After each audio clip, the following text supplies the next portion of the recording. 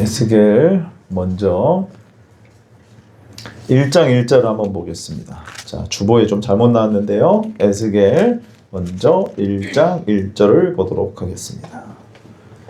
에스겔 1장 1절 같이 읽겠습니다. 시작. 30째 해 넷째 달 초닷새에 내가 그발 강가 사로잡힌 자 중에 있을 때에 하늘이 열리며 하나님의 모습이 내게 보이니. 아멘. 자, 그 다음에는 이제 10장 18절 말씀 보도록 하겠습니다. 10장 18절.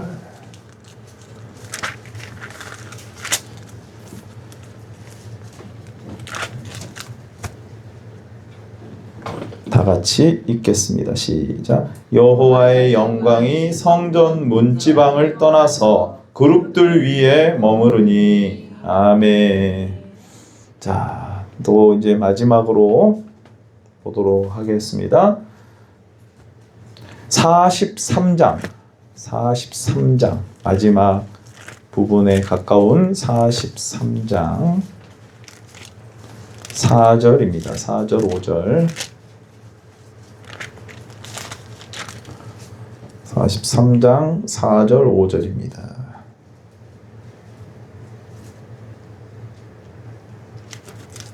네. 43장 4절 5절 다 같이 읽겠습니다. 시작. 여호와의 영광이 동문을 통하여 성전으로 들어가고 영이 나를 데리고 안뜰에 들어가시기로 내가 보니 여호와의 영광이 성전에 가득하더라. 아멘. 자, 오늘은 이제 에스겔에 대해서 함께 살펴보려고 합니다. 에스겔. 예레미야는 이제 이스라엘이 멸망하는 그 때까지 그리고 포로로 잡혀가게 되죠. 근데 이 에스겔은 그 전에 3차에 걸쳐서 이제 포로로 잡혀가게 되는데 1차 때 다니엘과 그 똑똑한 사람, 젊은 사람들 다 잡아갑니다. 605년이에요. BC 605년. 그리고 2차 때가 있어요. 2차 때가 언제냐면 597년. 이때 에스겔도 사로잡혀갑니다. 에스겔 선지자도 여호야긴 왕과 2차 포로 때 잡혀가요.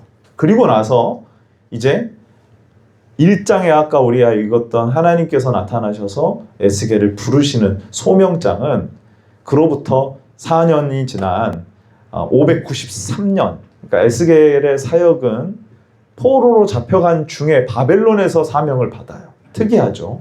바벨론에서 사명을 받아서 포로가 잡혀간 후에 25년이 지나고 573년까지 바벨론에서 선지자의 사명을 감당을 합니다. 포로로 잡혀간 공동체에서 사역한 에스겔, 그리고 아직 완전하게 성전까지는 파괴되지가 않아요. 그러니까 1차 잡혀가고 2차 잡혀가고 그리고 나서 이제 망하거든요. 그 다음에 3차 잡혀가게 되는데 이제 그 임박한 심판을 선포하고 예루살렘이 이제 멸망한 후에는 회복을 선포를 합니다. 회복의 메시지를 이스라엘 백성들에게, 특별히 포로로 잡혀간 자들에게 그들을 대상으로 선포를 해요. 여러분, 이스라엘이 절대 망하지 않을 것 같았는데 어떻게 됩니까? 망합니다. 그것도 바벨론이라고 하는 이방인에게 비참하고 정말 처참하게 망해요. 그때 하나님께서 바벨론으로 포로로 잡혀가 있던 에스겔을 부르실 때 어떻게 하시냐? 하나님의 모습이 나타나세요. 하나님의 영광이 나타나십니다. 그리고 그 중간에 에스겔을 부르셔서 이제 왜 이스라엘이 망할 수밖에 없고 성전이 파괴될 수밖에 없는지, 그건 다른 게 아니라 하나님의 영광이 떠났다는 것을, 아까 10장에 나와 있는 성전에서 하나님의 영광이 떠나는 환상을 보여주세요. 근데 거기서 끝나는 게 아니라 이제 에스겔은 마지막에 성전에 하나님의 영광이 다시 돌아옵니다. 돌아와요. 새 성전으로 회복시켜 주겠다. 새 언약 백성을 일으키고 내가 그들에게 새 영을 부어주고 새 성전을 회복시켜 주시겠다는 거예요. 이것은 보이는 건물이 아니라 이제 그리스도의 몸으로 지칭되는 성전이 회복이 돼서 하나님께서 예수 그리스도를 통하여서 우리를 구원해 주시고 이제는 예수님을 믿고 하나님의 영이 거하시는 성전된 우리를 통하여서 회복해 주신다는 말씀이에요. 이게 어떻게 보면 에스겔 전체의 내용하고 같습니다. 그래서 하나님의 영광, 바벨론 포로로 잡혀가 있는 가운데에서도 하나님께서 환상으로 임하셔서 에스겔을 부르시고, 그리고 환상 가운데 성전에서 하나님의 영광이 떠나는 모습을 보여주시고, 그리고 다시 회복시켜 주셔서 새 언약 백성을 먼저 부르시고, 그리고 그들에게 새 예루살렘, 새 성전을 하나님께서 세워주시겠다는 내용이에요. 그래서 제목을 뭐라고 했느냐? 떠났던 영광이 돌아온 새로운 성전이라는 것입니다. 새로운 성전을 하나님께서 다시 세워주시겠다.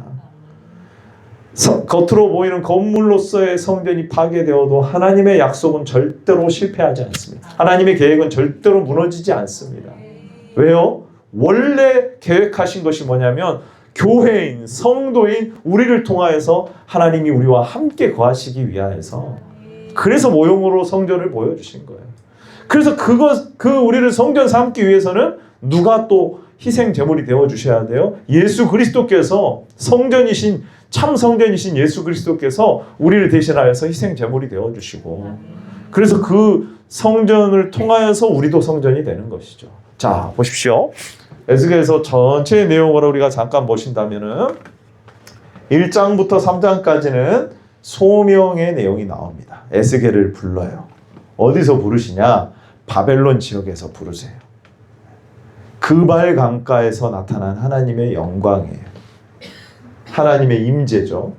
포로지인 바벨론에서도 하나님이 그들을 다 보고 계셔요? 안 보고 계세요? 보고 계십니다.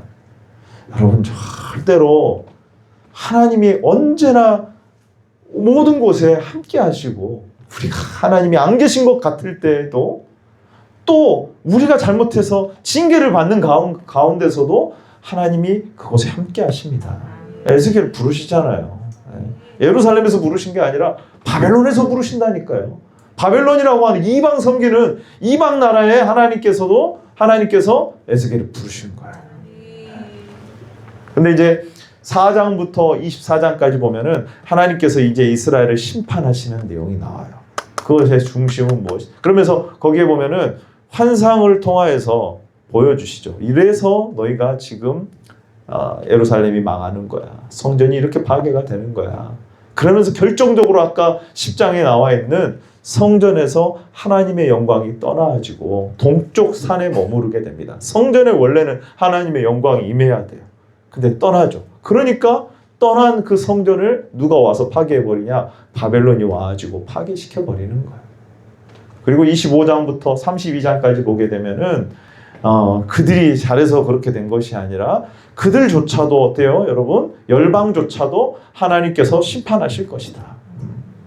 하나님께서, 그러니까 단순히 그냥 어떤 힘의 논리가 아니라는 것이죠. 힘의 논리가 아니에요. 이스라엘도 하나님을 경외하지 않을 때에는 심판하시는 것이고, 온 세상 역사를 주관하시는 유일한 통치자가 하나님이시라는 것을 보여주시고요. 그 다음에 33장부터 39장은 뭐가 나와 있습니까? 회복이 나와 있어요. 따라해 봅시다. 회복. 그 밑에 보면 뭐라고 나와 있습니까? 새 영과 새 마음의 약속. 새 영을 부어주시고 새 마음을 주시고 성령을 통하여서 마른 뼈가 여러 개 있는 그 골짜기, 에스겔 그 골짜기에서 어떻습니까? 하나님께서 마른 뼈를 살리셔서 군대가 되게 하세요. 이스라엘이 정말 소망이 없고 다 무너진 것 같고 이스라엘 백성들이 다 우상 숭배하는 것 같아도 하나님께서는 그 마른 뼈 같은 자들도 살리실 수 있는 하나님이십니다. 아멘.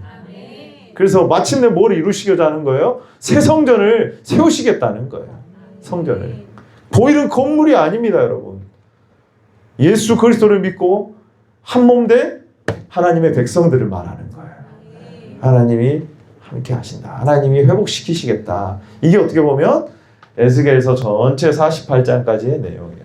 따라해 봅시다. 소명, 심판, 주권, 회복, 완성. 네, 하나님께서 그렇게 하시겠다는 겁니다. 자, 구체적으로 몇 군데 한번 살펴봅시다. 에스겔을 부르시는 장면이에요. 뭐라고 부르시냐면은 바수꾼으로 부르십니다. 그래서 이제 먼저는 3장에서 부르실 때는 이스라엘 백성들에게 이제 심판을 정하는 메시지예요. 33장에도 보면은 또 파수꾼이 나오거든요. 비슷한 내용이 나와요. 근데 거기서는 희망과 소망을 말하는, 회복을 전하는 파수꾼입니다. 자, 우리 3장 17절을 같이 한번 읽어봅시다. 3장 17절. 3장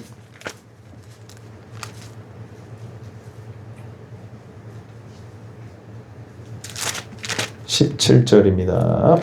시작. 인자야, 내가 너를 이스라엘 족속의 파수꾼으로 세웠으니 너는 내게 말을 듣고 나를 대신하여 그들을 깨우치라.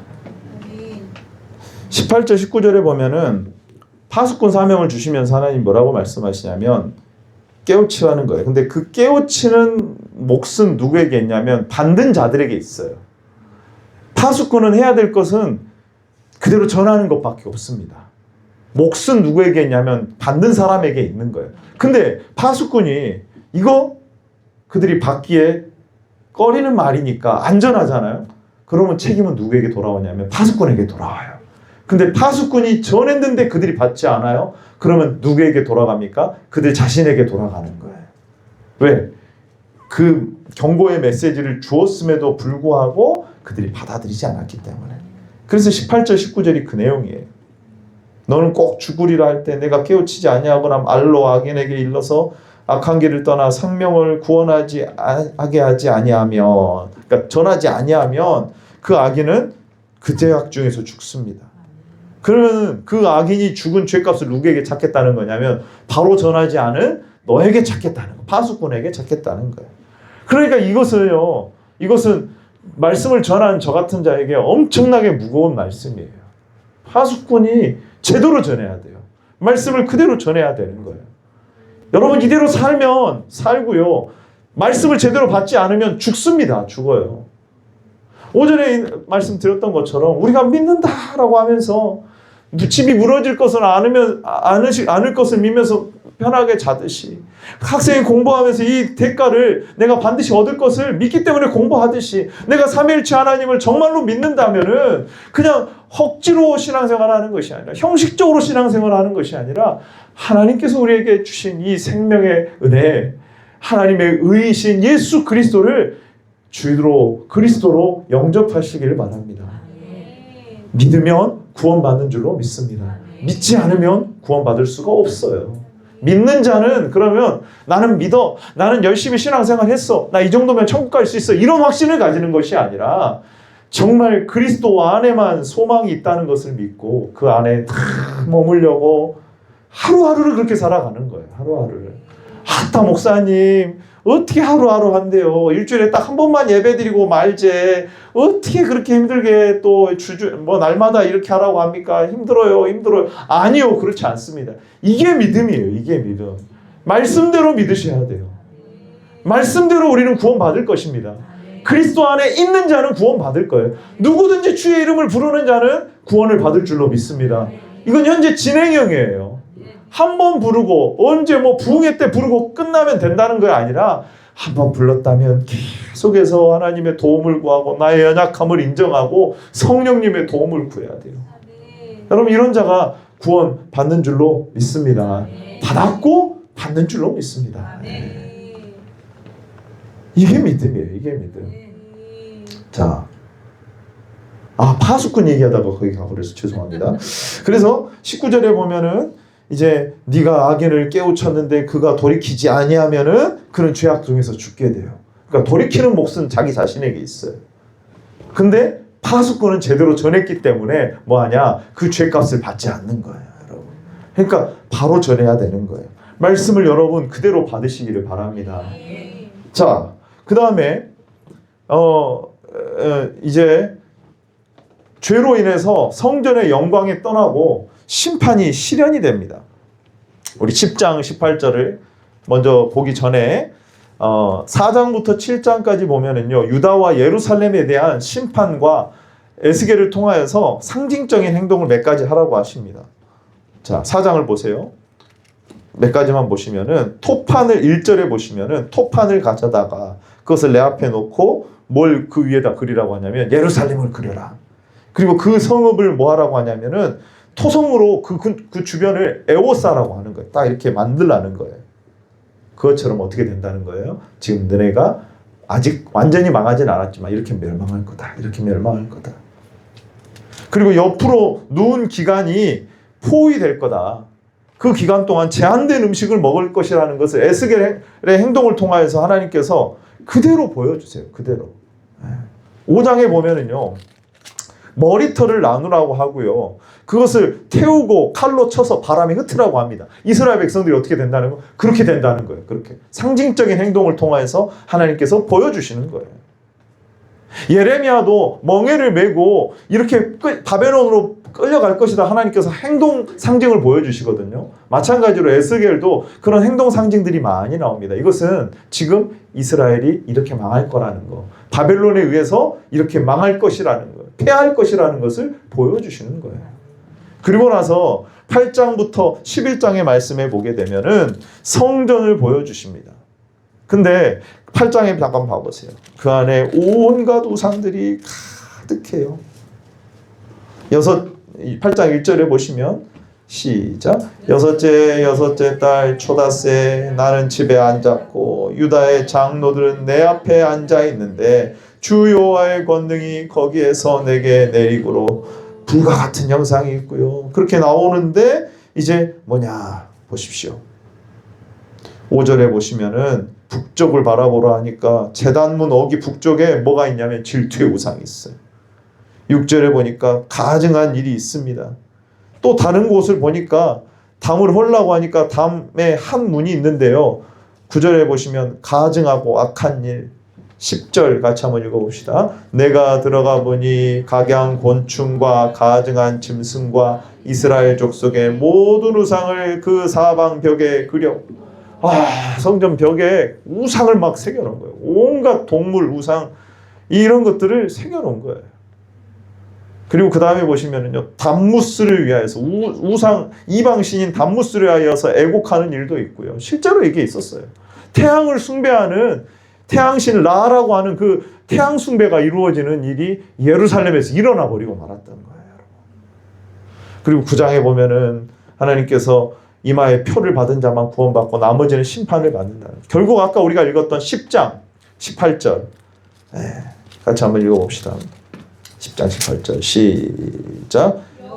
영광이 성전 문지방을 떠나서 그룹들 위에 머무니. 여러분 충격적인 일이 일어나는 거예요. 11장에도 보시면 그 떠난 하나님의 영광이 23절에 11장 23절에 보면 동쪽 그 성읍의 동쪽 산에 이르게 됩니다. 그러니까 성전에 계셔야 돼요. 하나님의 영광, 하나님의 임재가. 근데 떠나버립니다. 성전 문지방을 떠나서 이제 동쪽 산에 이르게 되는 거예요. 구약에 어떻게 보면은 이스라엘 백성들로 이르면은 가장 충격적인 사건이에요. 여러분 그때까지 아직 성전이 파괴되지 않았거든요. 지금 에스겔이 지금 사명을 받고 그 말씀을 받을 때 아직 이스라엘이 완전하게 성전이 파괴되지 않았어요. 근데 성전이 있는데 하나님께서 무슨 환상을 보여주시냐면 영광이 떠나버렸다는 거예요. 여러분 오늘날 우리로 본다면 뭐하고 같냐면요, 교회 건물은 있어, 예배는 드려. 근데 그곳에 하나님의 영광이 전혀 없는 거예요. 왜? 그들이 섬기는 것은 하나님의 말씀을 통하여서 계시된 성경에 계시된 삼일체 하나님이 아니라 각자 자기가 원하는 하나님을 만들어 놓고 자기가 원하는 하나님을 만들어 놓고 거기다가 절하고 우상 숭배하고 있으니까. 여러분 우리도 이거 심각하게 받아들여야 됩니다. 건물이 있다고 무슨 예배가 드려졌다고 그 의식이 행해졌다고 그곳에 하나님이 계신 것이 아니에요. 여러분 그곳에서 온전한 예배가 드려져야 될 줄로 믿습니다. 하나님의 말씀을 사랑해야 될 줄로 믿습니다. 하나님을 경외하는 자들에게 하나님께서 은혜를 베풀어 주실 줄로 믿습니다. 아멘. 그 결과 12장부터 24장까지 보면은 필연적인 그 예루살렘의 멸망의 모습들을 하나님께서 보여주세요. 13장에 보시면은요, 허탄한 평화를 전한 거짓 선지자를 심판하시겠다라고 말씀하십니다. 3절의 말씀 같이 한번 읽어봅시다. 시작. 주 여호와의 말씀에 본 것이 없이 자기 심령을 따라 예언하는 어리석은 선지자의 화가 있을진저. 자, 그들이 뭐라고 말하냐면 평안을, 거짓된 평안을 말합니다. 10절에 보시면 이렇게 칠 것은 그들이 내 백성을 유혹하여 평강이 없으나 평강이 있다 함이라. 어떤 사람이 담을 쌓을 때 그들이 회치를 하는도다. 그러니까 그들이 말하고 그들의 모습은 뭐와 같냐면 회칠한 무덤하고 같다는 거예요. 하나님 앞에 하나님의 말씀에 비추어서 현재 이스라엘의 상황을 잘 분석을 하고 하나님께서 주신 그 말씀대로, 신명기의 그 말씀대로 너희들이 이대로 회개하지 않으면 하나님의 심판이 임할 거다. 이건 어떻게 보면 징계거든요. 이방 나라를 들어서 이스라엘을 치실 거다라고 말을 해야 되는데 아니라고 말을 하는 거예요. 여러분 괜찮습니다. 뭐 바벨론이 일어나고 뭐 아수르가 일어나고 북이스라엘이 망했지만 절대 우리 남유다는 안 망할 겁니다. 왜요? 우리는 하나님의 백성이지 않습니까? 실제로는 어때요? 하나님을 경외하지 않아요. 아까 우리 한상에서 보니까 어때요? 온갖 우상들을 다 만들어 놓고 거기서 우상 숭배를 하고 있음에도 불구하고 평안합니다. 괜찮습니다. 우리는 복 받을 겁니다. 만약에 우리가 그런 말씀을 들은다고 해보세요. 제가 만약에 그런 메시지를 전한다면 저는 거짓 선지자인 거예요. 저를 봐보세요. 사랑하는 귀한 성도 여러분, 거짓 선지자는 이렇게 망하게 되는 줄로 믿습니다. 여러분, 우리에게 하나님이 주시는 평강이 진정으로 있기를 원합니다. 하나님과 화목하시고 하나님 말씀 사랑하고 지금 당장 볼 때에는, 세상적으로 볼 때는 뭔가 대단한 일이 일어나지 않는 것 같을지라도, 여러분 우리가 규모가 작고 좀 미약해 보일지라도 하나님의 약속을 붙들고 하나님을 온전히 경외하는 그곳에 하나님의 영광이 나타날 줄로 믿습니다. 그때에만 평안이 많은 거예요. 겉으로 볼 때 그냥 대단하고 이스라엘이 무슨 뭐 선민이고 성전이 있고 그렇다고 해서 평안이 임하는 게 아닙니다. 거기서 드려지는 예배, 이스라엘 백성들이 하나님을 어떻게 섬기느냐가 중요한 것이죠, 여러분. 14장에 보시면은요, 이런 말씀을 하세요. 거기에 만약에 하나님께서 뭐라고 말씀하시냐면은 이렇게 심판을 임할 것인데 의인도 그때에는 자기 생명만 건질 것이다. 심지어 거기에 20절에 보면 노아도 다니엘, 욥이 있을지라도 자기들만 구원받을 것이다. 이게 무슨 말입니까, 여러분? 이스라엘 백성들 안에 마음속에 우상이 있는 한 그냥 엄마가 교회 열심히 다닌다고 자식들이 구원받는다는 게 아니에요. 우리 스스로가 오늘 뭐 내가 말씀을 잘 들었다고 해서 그저 그냥 저절로 되는 것이 아니라 내가 하나님 말씀 앞에 반응하고 내가 하나님의 말씀을 붙들고 기도하고 내가 하나님 말씀을 붙들고 순종하며 나아가야 된다는 거예요.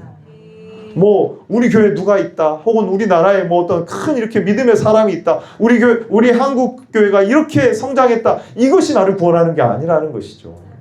내가 하나님 말씀 앞에 어떻게 반응해? 사랑하는 귀한 성도 여러분, 하나님의 말씀에 반응하시기를 바랍니다. 하나님의 말씀을 아멘으로 받으시기를 바랍니다. 그 다음에 이제 20장부터 보시면은요, 실제 바벨론 침공에 대하여서 이렇게 쭉 말씀을 하십니다. 불타서 이렇게 없어질 것에 대해서. 21장에 보면 바벨론의 침공은 여호와의 칼이다 라는 내용이 나오고요. 24장에 보시면은요, 녹슨 가마의 환상을 하나님께서 보여주십니다. 자, 여러분, 이렇게 하나님께서 분명히 심판하신다고 말씀하셨습니다. 그 다음에 이제 25장부터 32장까지 보게 되면은 열방에 대한 심판이 쭉 나오거든요. 암몬, 모압, 에돔, 블레셋, 두로, 32장까지 그렇게 받을 심판에 대해서 말씀을 하십니다. 다른 선지서들과 마찬가지로 이방에 대한 심판에 대해서 말씀하세요. 그리고 중요한, 어떻게 보면 너무나도 이제 에스겔서의 핵심 중의 핵심, 클라이막스로 가고 있어요. 그건 어디서부터 나오냐면 33장부터 나옵니다. 이렇게 심판하실 것에 대해서 말씀하시고 다시 하나님께서 에스겔을 파수꾼으로 삼으신다는 내용이 나와요. 자, 그래서 이 34장에서는요, 하나님께서 직접 선한 목자가 되어주실 것을. 우리 15절 말씀이거든요. 34장 15절 같이 한번 읽어봅시다. 34장 15절 시작. 내가 친히 내 누워있게 할지라 주 여호와의 말씀이니라. 아멘. 여러분, 예루살렘이 이제는 완전히 파괴가 되고 성전까지 무너졌다라고 하는 내용이 들려오기 시작하는데 하나님은 뭐라고 말씀하시냐면 내가 다시 친히 선한 목자가 되어주겠다. 내 양의 목자가 친히 되어주시겠다는 거예요. 그러면서 36장에 보면은 놀라운 그 새 언약 백성을 말씀해 주십니다. 36장 넘겨보세요.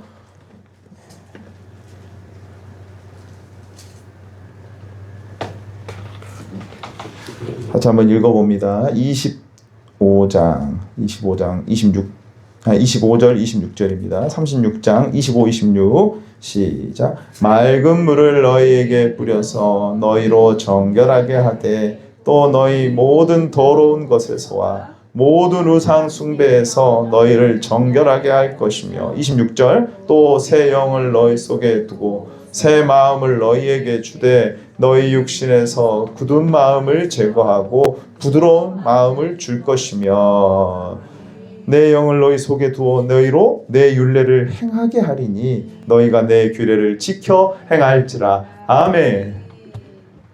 여러분, 하나님께서 돌판에 새긴 율법을 이제는 주신다는 게 아니라 우리의 마음에다가 율법을 새겨주시겠다는 거예요. 부드러운 마음, 새 마음, 하나님의 말씀을 기쁨으로 받아들이는 새 언약 백성을 이제 세워주시겠다는 거예요. 우리가 그 새 언약 백성으로 세워져야 되는 것이죠. 그것이 언제 말한 것이냐면은 예루살렘이 다 무너졌을 때, 성전이 파괴됐을 때 하나님께서 이 말씀을 하시는 거예요. 그러면서 우리가 너무나 잘 알고 있는 마른 뼈 환상을 보여주시거든요. 이게 어떻게 이루어질 것이냐.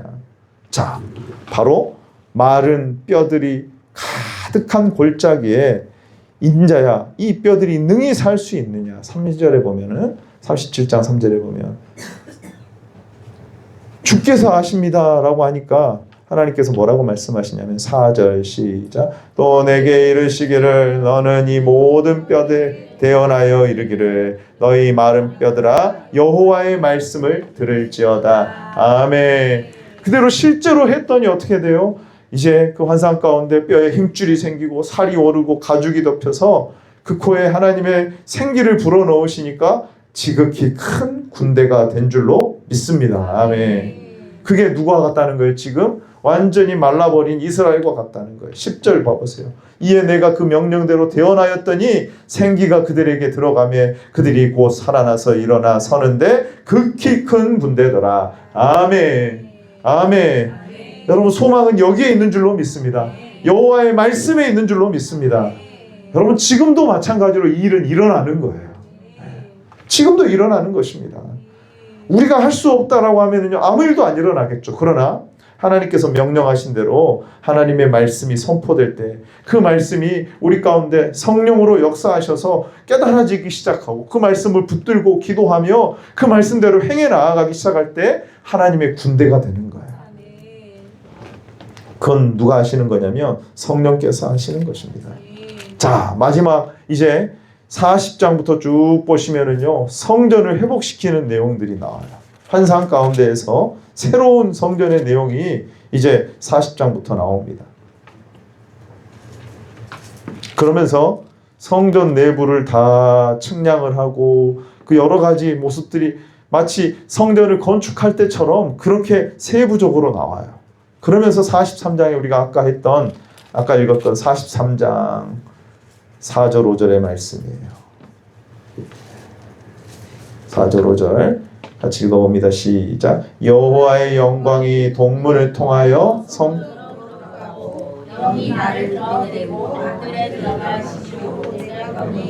여호와의 영광이 성전에 가득하더라. 아멘. 지금 성전이 다시 재건축됐어요? 안 됐어요? 안 됐습니다. 근데 하나님은 새 언약 백성을 세우겠다고 말씀하세요. 그러니까 성전의 본질이 뭐라는 거예요? 너야, 너. 새 언약 백성인 너야. 교회인 너야. 너를 통하여서 내가 이 새 성전을 세우겠다는 거예요. 그러니까 새 언약 백성을 하나님께서 말씀하시고 그 다음에 환상으로 새 성전을 보여주세요. 근데 그곳에는 하나님의 영광이 가득합니다. 온전한 회복이 일어나는 거예요. 영광이 회복이 되고요. 그 다음에 예배가 회복이 되니까 하나님의 생명수가 그곳에 흘러 넘치게 됩니다. 마치 에덴 동산에서 사시사철 생명이 풍성함이 넘쳐나듯이. 자, 47절 한번 봐보십시오. 47장.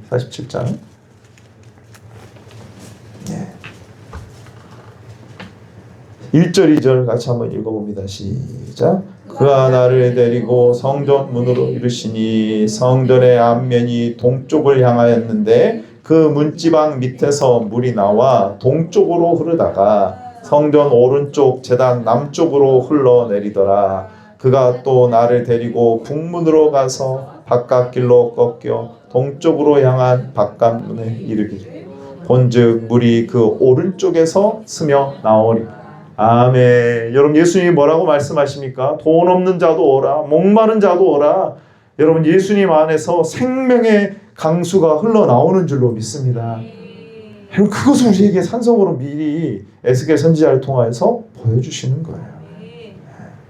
이게 하나님께서 회복하실 그 놀라운 새 성전의 역사입니다. 이건 지금 신약시대에 이루어지는 일들이에요.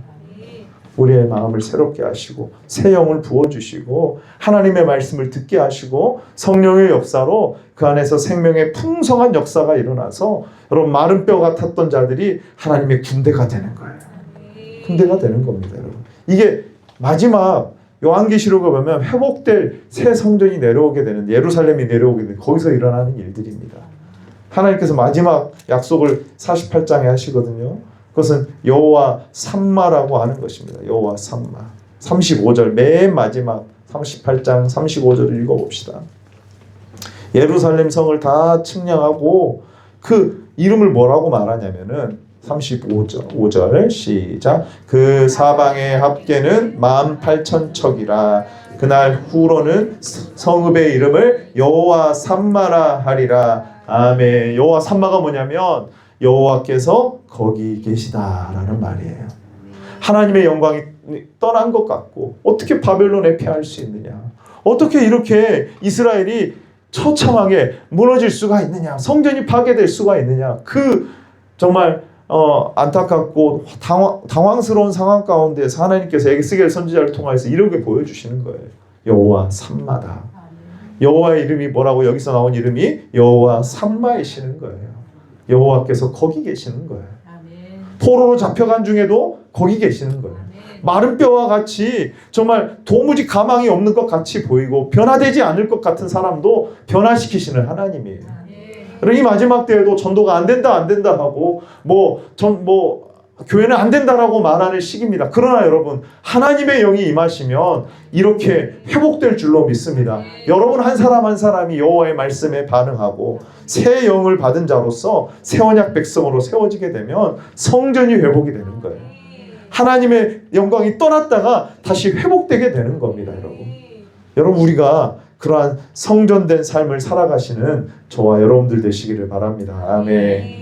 그래서 예수님이 참 성전이 되셨고요. 성령께서 교회와 성도 안에 거하시고 마지막 새하늘과 새 땅에 하나님께서 영원히 자기 백성과 함께 하시는 모습으로 나타납니다. 요한계시록을 보고 마치도록 하겠습니다. 요한계시록 21장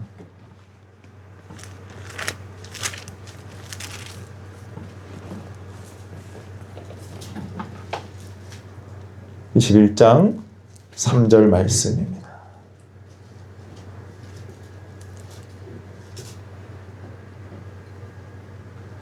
같이 한번 읽어봅니다. 시작. 내가 보좌에서 하나님의 장막이 사람들과 함께 있음에 하나님이 그들과 함께 계시리니 그들은 하나님의 백성이 되고 하나님은 친히 그들과 함께 계셔서 아멘. 이게 하늘에서 내려올 새 예루살렘이에요. 건물이 내려온다는 게 아니라 성전된 새 언약 백성들이 내려오는 거예요. 이해되십니까, 여러분? 그래가지고 하나님의 떠났던 영광이 그들을 통해서 회복이 된다는 말입니다.